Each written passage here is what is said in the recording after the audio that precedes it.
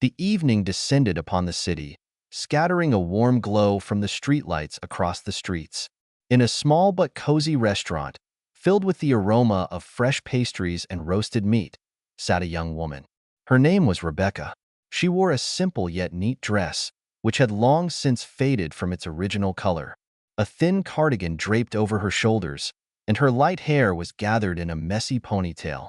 Her eyes reflected fatigue, yet also kindness, the kind that remains even after difficult days. She had come to this restaurant to warm up a little and treat herself to a cup of tea with an inexpensive dessert. She had very little money, but today she decided to create a small celebration for herself, a brief escape from her troubles. In the corner, by the glass display that opened up to the bustling street, sat a man at a separate table. His expensive suit fit perfectly, and a gold watch sparkled on his wrist. This was Michael Voronov, a billionaire, owner of a chain of hotels and restaurants. He rarely visited his establishments, but today he decided to stop by on his way home. He enjoyed watching ordinary people occasionally, observing their genuine emotions. Nearby, by the exit, sat a small girl of about 7. Her thin, emaciated hands clutched an old, worn backpack.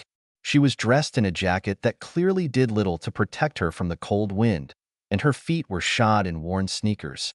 Fair hair fell over her pale face, and her large brown eyes reflected fatigue and longing. The girl gazed hungrily at the pastry display but didn't dare step inside. It all started when Rebecca noticed her.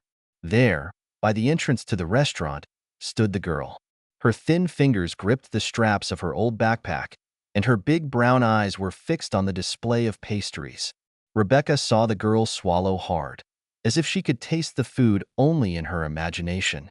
She didn't step inside, didn't try to ask anyone for a piece of bread.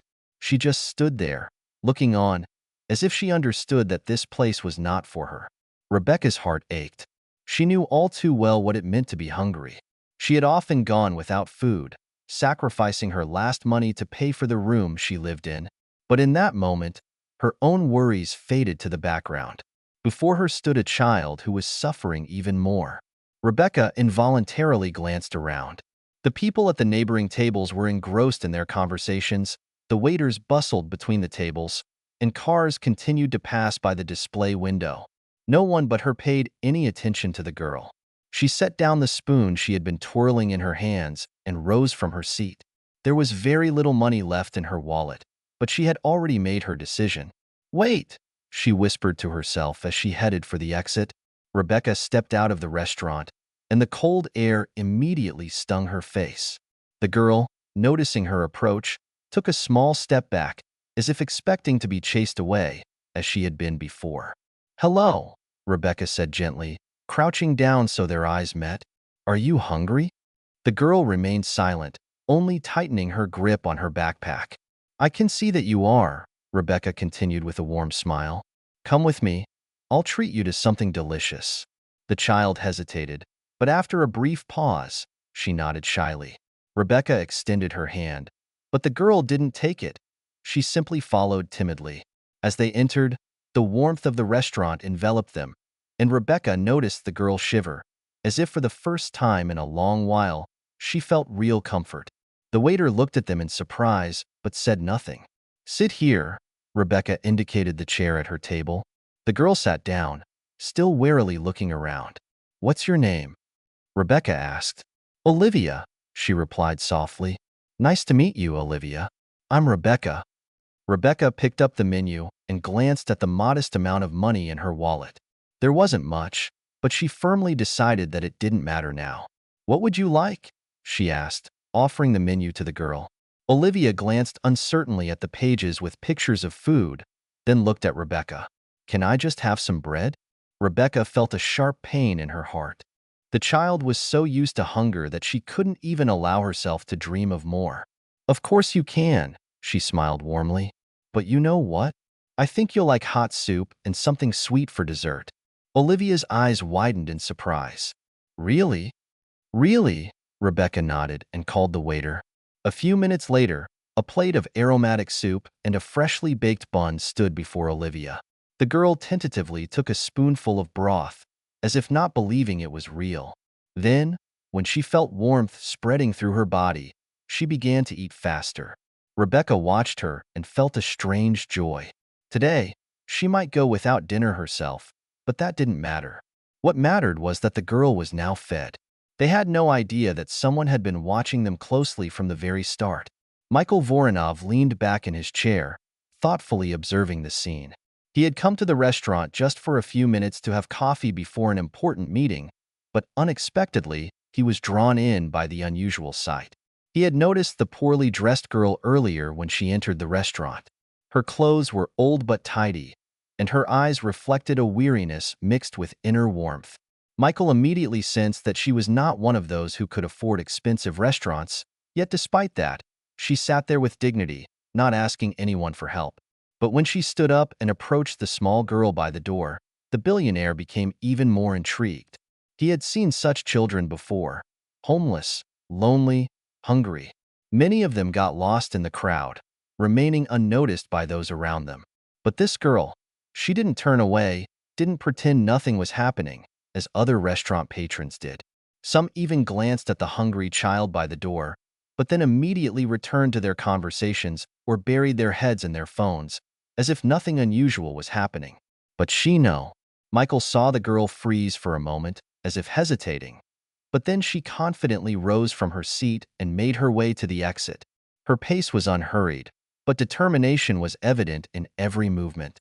When she stepped outside, her thin shoulders trembled slightly from the cold evening wind, but she didn't even seem to notice. She slowly approached the girl and carefully leaned down so their gazes met. Michael couldn't hear what she was saying, but he saw her lips move, and her eyes radiated genuine concern.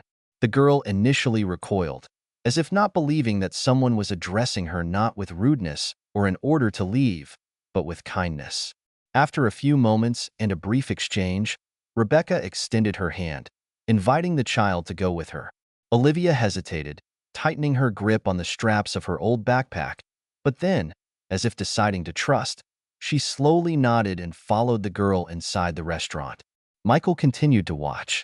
The girl didn't seat the child at a separate table, as many would have done, merely attempting to perform an act of goodwill. No, she brought her to her own place and seated her directly across from herself, like an honored guest. At first, Olivia sat tensely, as if not believing this was happening to her. Her small hands cautiously rested on the edge of the table, and her eyes darted around as if expecting to be sent away at any moment. But Rebecca simply smiled warmly, picked up the menu, and leaned in towards the girl, asking what she would like. Michael watched as the waiter brought a plate of hot soup and fresh bread. Olivia hesitated to take a spoon, peering cautiously into the bowl, as if checking whether the food would disappear if she touched it. Then she took her first tentative sip. Her eyes widened for a moment, and a nearly forgotten emotion, joy, flashed across her face. With each new spoonful, she ate faster, but still tried to maintain her composure, as if not wanting to seem greedy. Michael shook his head thoughtfully, taking a slow sip of coffee. How interesting, he muttered to himself. In his life, he had seen countless people. Some pretended to be virtuous, helping for the cameras, while others donated millions without feeling any real value behind it. Some had vast resources but couldn't share even a little. Yet here before him sat a girl who apparently had almost nothing, but without a second thought, gave her last to feed a stranger child.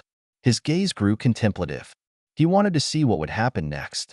Rebecca watched with a gentle smile as Olivia finished her soup. The girl ate carefully but quickly, as if fearing that the plate might be taken away. When Olivia was done, she whispered softly, "Thank you." "You're welcome, sweetheart," Rebecca replied warmly. At that moment, a tall man in an expensive suit approached their table. His posture, confident movements, and cold, assessing gaze immediately marked him as a man of means. "Excuse me, may I have a word?"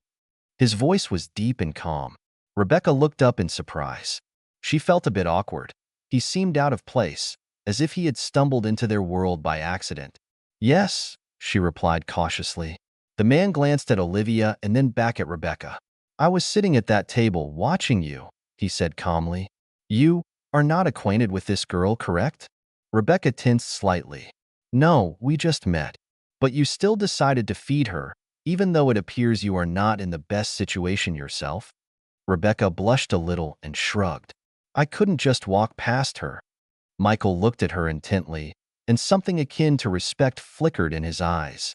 That's a rare quality, he finally said. He held his gaze on Olivia, who sat silently, as if afraid she might be chased away again. You haven't eaten in a while, have you? He asked her. Olivia nodded, but said nothing. Michael sighed, ran a hand through his hair, and suddenly said, I want to give you both a gift. Rebecca blinked in confusion. A gift? Yes. And I don't take refusals, he added with a slight smile. Rebecca and Olivia exchanged glances, unsure of what was happening. Rebecca looked at the stranger, feeling embarrassed. He was clearly not someone who made empty statements. Olivia also remained silent, her large brown eyes filled with concern and curiosity as they followed him. Michael pulled 2 sets of keys from his pocket and placed them on the table in front of Rebecca. These are for you, he said calmly. Rebecca froze. She looked at the keys and then back at the man. Excuse me, what? Her voice was filled with disbelief. Michael smiled slightly. One set is for a car parked outside. The other is for a 2-story house not far from here. It's yours now. Rebecca stood still for a moment and then laughed, thinking this must be some kind of joke. You must be mistaken. I'm just an ordinary girl. I don't even have money for decent clothes, let alone a car and a house. Now you do, Michael replied calmly. This isn't a mistake. I saw how you, having almost nothing, helped a child you didn't even know. That's a rare quality. I'm wealthy and can afford to help people. You deserve it. Rebecca still couldn't believe her ears. But why? Michael looked at her seriously. Because kindness should be repaid. At that moment, he pulled a thick stack of cash from his inner jacket pocket and placed it in front of Olivia. This is for your parents, he said. Olivia looked down. I don't have parents, she whispered. Silence hung in the air for a few seconds. Michael looked at the girl intently. Then you're not alone anymore, he said firmly. I will take care of you. Olivia blinked in surprise. So, what does that mean? It means that if you're okay with it, I will become your father, Michael said, smiling warmly. Olivia couldn't hold back her tears and cried, but this time, from happiness. She threw her arms around him, hugging him tightly as if afraid this was all just a dream. Rebecca sat in stunned silence, unable to comprehend what had just happened. Just that morning, she had been a poor girl, and now she had a house, a car, and a chance to start anew. And Olivia finally found a family.